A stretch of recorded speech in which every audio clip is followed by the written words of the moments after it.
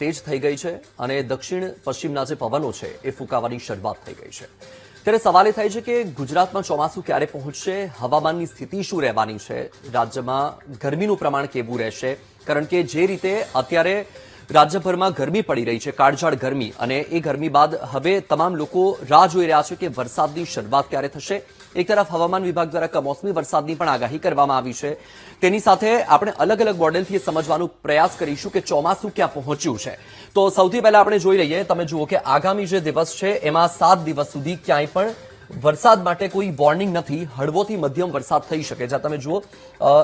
આજે 23 મે થી લઈને 29 મે સુધી નો વોર્નિંગ છે। હવે સૌથી પહેલા આજે ક્યાં કેટલી ગરમી પડી એના પર એક નજર કરી લઈએ તો તમે જુઓ કે અમદાવાદ, અમરેલી, ભુજ અને ડીસા, ગાંધીનગર અને રાજકોટ અને સુરેન્દ્રનગર આટલા જિલ્લાઓ એવા છે કે જેમાં 40 ડિગ્રીથી વધારે ગરમી રહી છે। એમાં અમદાવાદ અને ગાંધીનગર અને રાજકોટ અને સુરેન્દ્રનગર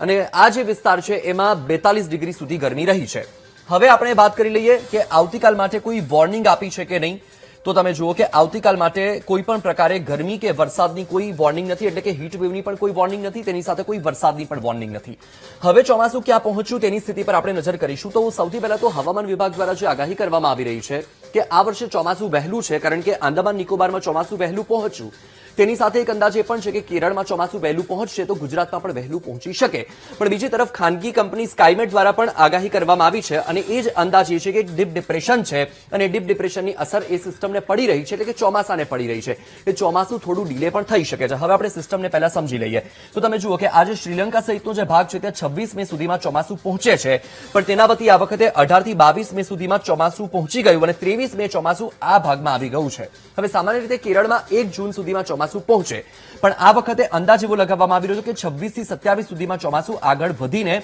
કેરળમાં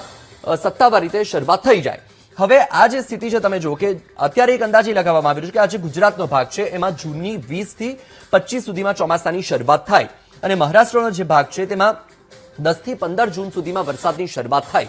તો અત્યારે એક આગાહી એ પણ સ્કાયમેટ દ્વારા કરવામાં આવી છે કે આજનો દિવસ અને રાત એટલે કે 23 તારીખ એમાં અરબી સમુદ્રમાં એક લો પ્રેશર એરિયા સર્જાઈ શકે અને એ જે લો પ્રેશર એરિયા છે તેની જે અસર છે એટલે કે 24 થી 48 કલાક ખૂબ જ મહત્વના માનવામાં આવે છે એ સિસ્ટમ માટે કે જે લો પ્રેશર એરિયા સર્જાશે એનાથી અરબી સમુદ્રમાં જે હલચલ બને છે એ હલચલ ચોમાસાને આગળ વધારવામાં કેટલી મદદ કરે છે એ એક ખૂબ જ મહત્વનો ભાગ બની જાય છે। હવે તમે જુઓ કે આ જે ભાગ છે અત્યારની જે સ્થિતિ છે તેમાં જે હું તમને એક અલગ મોડેલથી પણ સમજાવવાનો પ્રયત્ન કરીશ કે તમે જુઓ કે આ જે ભાગ તમે જોઈ રહ્યા છો પાકિસ્તાનનો કેટલોક ભાગ છે, એની સાથે અફઘાનિસ્તાનનો ભાગ છે, ત્યાં એક ડીપ ડિપ્રેશન બન્યું છે, એક સાયક્લોનિક સર્ક્યુલેશન બન્યું છે અને તેની અસર જે ઉત્તર ભારતના ભાગો છે એમાં પણ જોવા મળી રહી છે।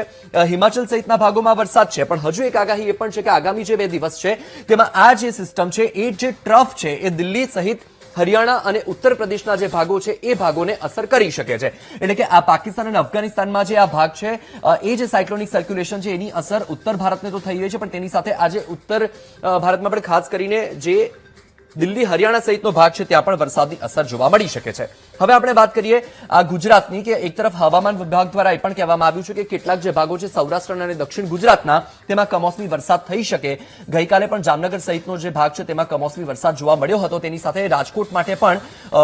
નાવકાસ્ટ જાહેર કરવામાં આવ્યું હતું 3 કલાક માટેનું। હવે તમે જુઓ કે આ જે ભાગ છે ખાસ કરીને અમરેલી, ગીર સોમનાથ સહિતનો જે ભાગ છે કોસ્ટલ એરિયા, એ કોસ્ટલ એરિયા માટે આગાહી કરવામાં આવી છે કે ત્યાં કમોસમી વરસાદ હળવોથી મધ્યમ જોવા મળી શકે, તેની સાથે દક્ષિણ ગુજરાતનો જે ભાગ છે એ ભાગોમાં પણ કમોસમી વરસાદ જોવા મળી શકે। હવે આ તમે જુઓ કે જે પવનની જે ગતિ છે, પવનના જે કિરણો છે, જે લહેરો છે, એની જે ગતિ છે તમે જોઈ શકો છો કે દક્ષિણ પશ્ચિમના જે પવનો છે એ ફૂંકાવાની શરૂઆત થઈ ગઈ છે અને એ જે પવનો છે એ ઠંડા પવનો છે, એટલે કે ગુજરાતના જે ભાગો છે એ ભાગોમાં તમને ગરમીનું પ્રમાણ ઘટતું જોવા મળી શકે, પરંતુ હજુ પણ આગામી જે સપ્તાહ છે એ સપ્તાહ દરમિયાન રાજ્યમાં સરેરાશ 40 થી 42 ડિગ્રી સુધીનું તો તાપમાન રહી શકે। એટલે તમે જુઓ કે આ જે કોસ્ટલ બેલ્ટ એરિયા છે, આ ખાસ કરીને આખો જે કોસ્ટલ બેલ્ટ એરિયા છે એ કોસ્ટલ બેલ્ટ એરિયામાં તમને ગરમીનું પ્રમાણ ઘટતું જોવા મળી શકે, 35 થી 40 ડિગ્રીની વચ્ચે રહી શકે। એટલે આ તો હવામાનની વાત થઈ અને હજુ પણ ચોમાસા